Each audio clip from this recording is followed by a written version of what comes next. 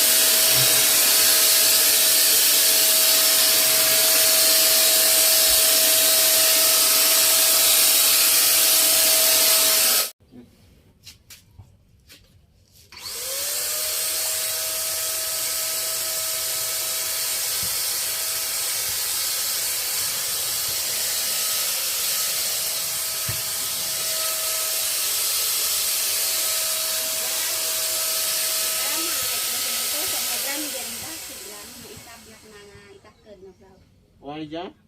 Why? Hinulam nila? Sino? Yan hinulam na siya nagamit na. Nakating mo dahil ka plengod ko. Ay, ito na hinuli ha?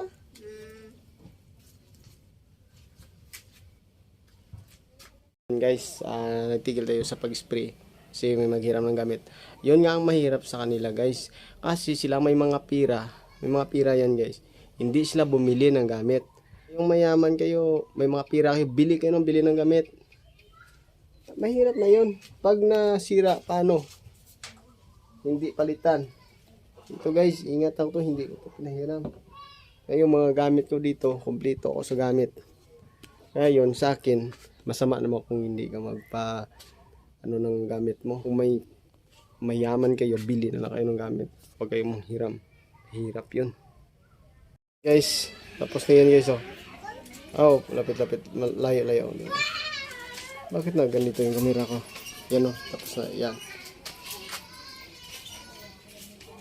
Yan guys, tapos na. Okay, alright. Yan ang paya.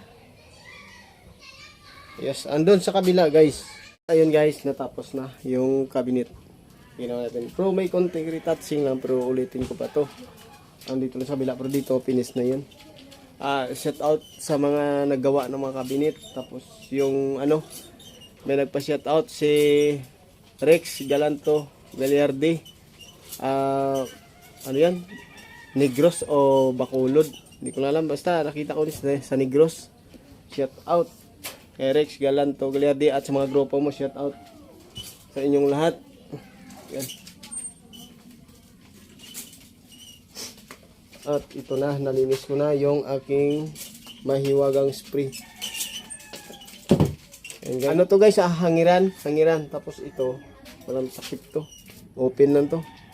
Piodan to ng mga ano, mga damit. Tapos ito hangiran ng mga pantalon. Yan.